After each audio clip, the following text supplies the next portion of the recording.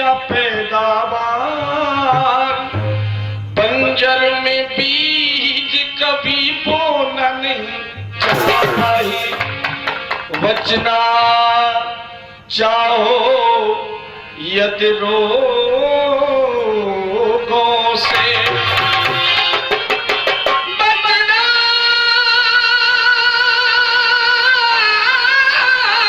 चाहो यदि रोगों से, तो रहिए सदाचार से।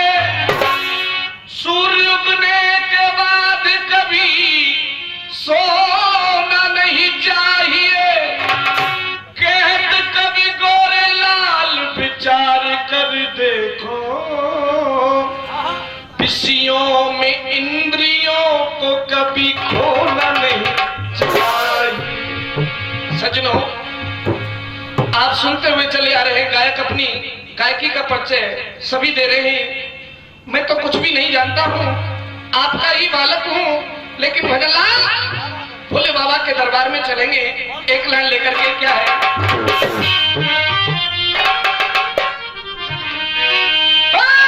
तेरे दर पे झुकता जमाना, हमारी तुम्हारी तो औकात क्या, पूरा जमाना दस्तक देता है बाबा के दरबार पर। तेरे दर पे झुकता जमाना, ओ बाबा मुझे तरस करना कि हम फरियाद करते हैं, ओ बाबा तुम याद करते कि हम फरियाद करते हैं।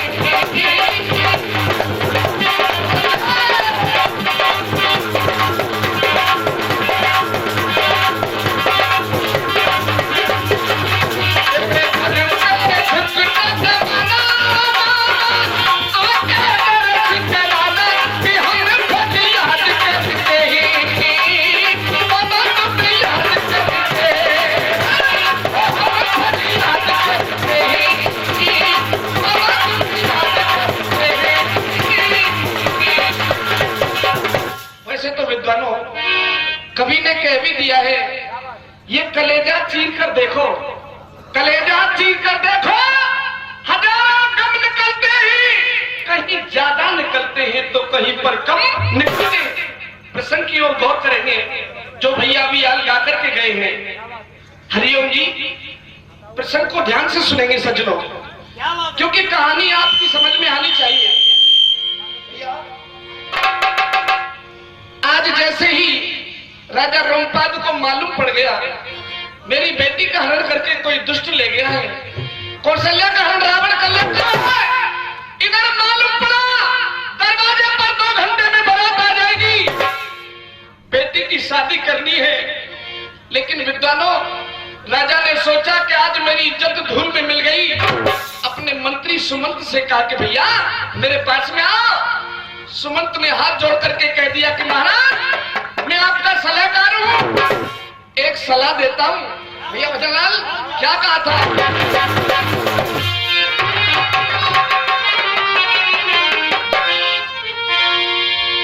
अरे थोड़ी थोड़ी कांपेगा हाथ जोड़ की, और ये हाथ गिरा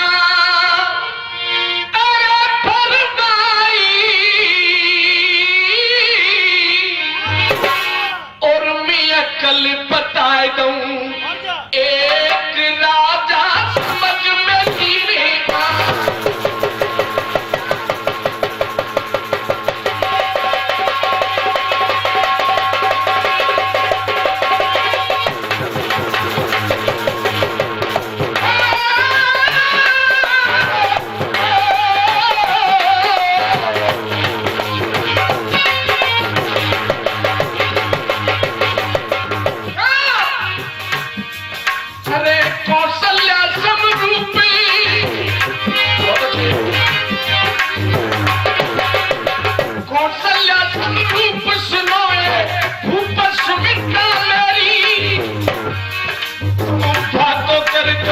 प्यार राजा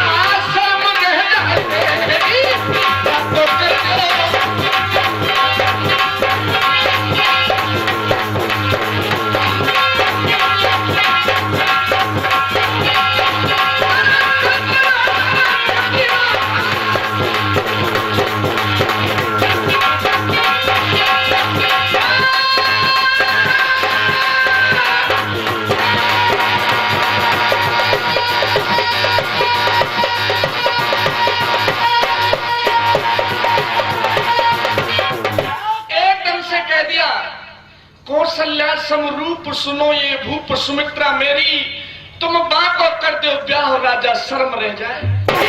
अगर तू अपनी इज्जत को बचाना चाहता है तो सुना, मेरी एक बेटी है जिसका नाम है सुमित्रा, उसकी शादी राजा दशरथ के साथ में कर दो, ये किसी को मालूम ही नहीं होगा। क्या बात है। आज राजा ने मंत्री की वाणी को सुना।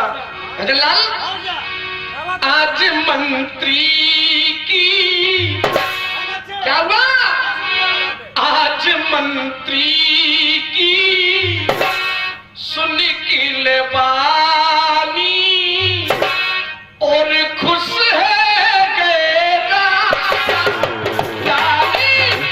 आज मंत्री की।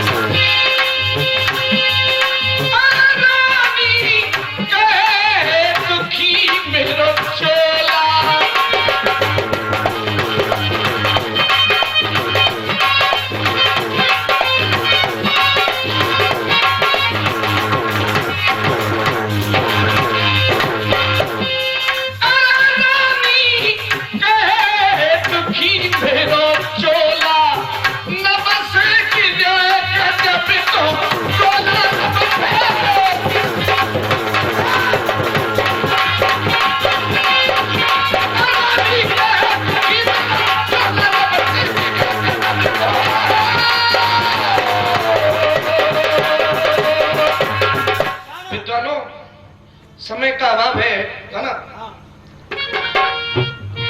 और गाने के माध्यम से मैं आपको बताऊंगा, क्योंकि समय सबके लिए बराबर है, और एक गाने के माध्यम से मैं आपको समझाऊंगा। आज हमारी समाज में कुछ कुरीतियां हैं, कुछ गलतियां हैं, जिसको हम कहते हैं दहेज प्रथा। और दहेज प्रथा में हमारी बहन बेटियों को जिंदा जला दिया जाता है। विद्वानों, दहेज प्रथा तो बहुत पीछे रह गई। एक गरीब व्यक्ति जिसकी एक लाडली बिटिया थी, उसने अपनी बेटी का संबंध एक धनाढ्य परिवार से जोड़ दिया। धनी व्यक्ति ने कुछ मांगे रखी, कुछ शर्तें रखी। जब वो शर्त पूरी नहीं कर पाया, बारात का दिन नजदीक आ गया, बारात द्वारे पर खड़ी है, और बेटे वाले ने देखा कि दहेज की मांग पूरी नहीं है। क्या बात है। बारात को वापिस कर दिया, दूल्हे को वापिस भेज दिया। गरीब की बच्ची को मालूम पड़ा, जो मंडप के नीचे बैठी है, उसको मालूम पड़ गया कि मेरी बारात द्वारे से वापिस चली गई। विद्वानों, आंखों में आंसू आ गए।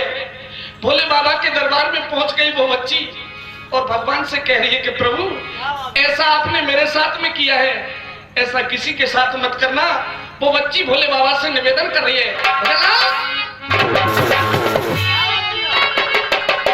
बहुत ही पुरानी तर्ज है, तर्ज आपकी समझ में खुद ब खुद आएगी, समझना। सुहाग की मैंने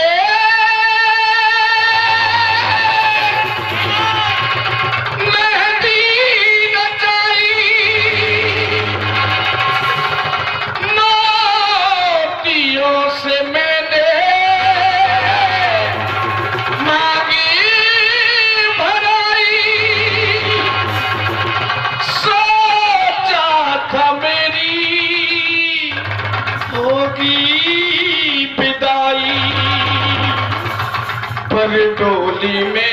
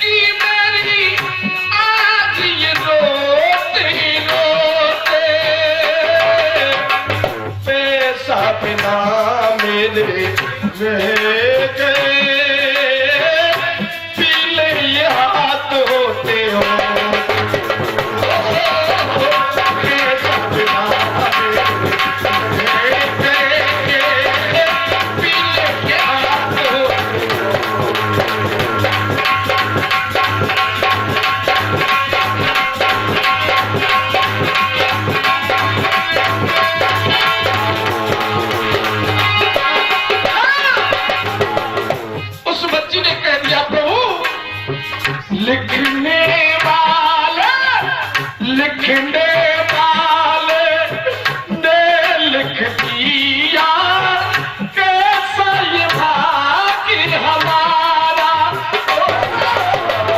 लिखने वाले ने लिख दिया कैसा ये भाग्य हमारा।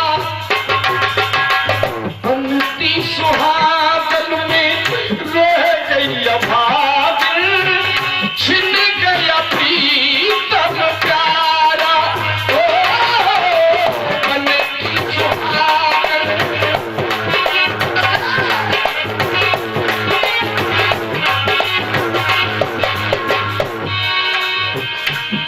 मुँह पे कैसी विपदा मारी, मैं तो डोलू मारी मारी। अब मैं कैसे धीर धरूंगी, मैं प्यारी नहीं लगता।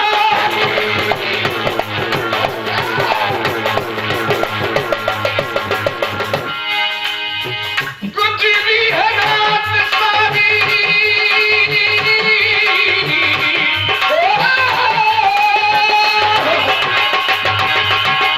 गुजरी है रात सारी, आंसुओं से मुख धोते धोते।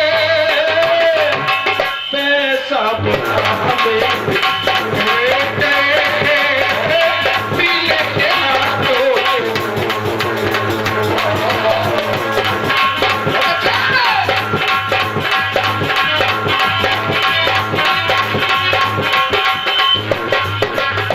दूसरी बात में कह दिया उस बच्ची ने, प्रभु जिस व्यक्ति के पास में गरीबी हो उसको बेटी कभी मत देना। क्या मात पिता की हालत मुझसे अब देखी नहीं जाती। ओ, मात पिता की हालत मुझसे अब देखी नहीं जाती। इससे पहले मौत किया को मौत न पैर आती। इससे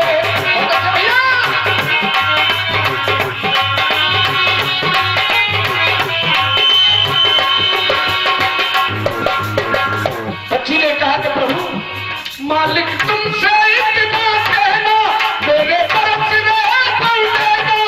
जिसके घर में हो गरीबी उसको बेटी कभी न देना।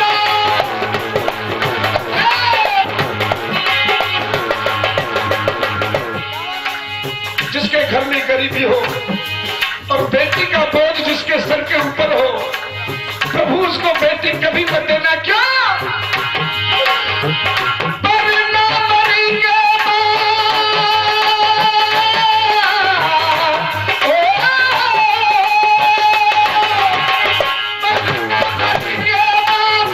बेटियों की लाश धोते धोते। पैसा पीले के हाथों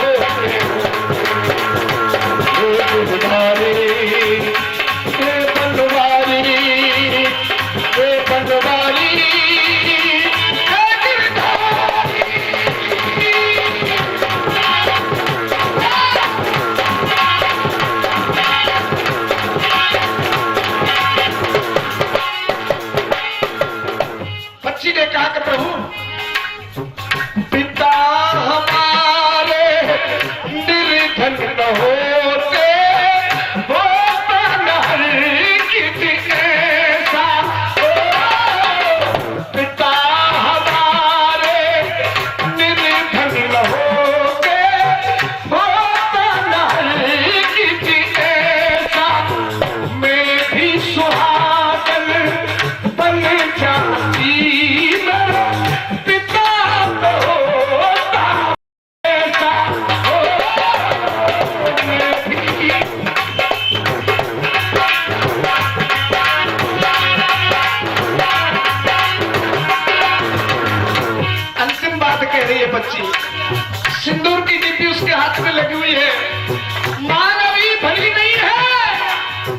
कह रही है प्रभु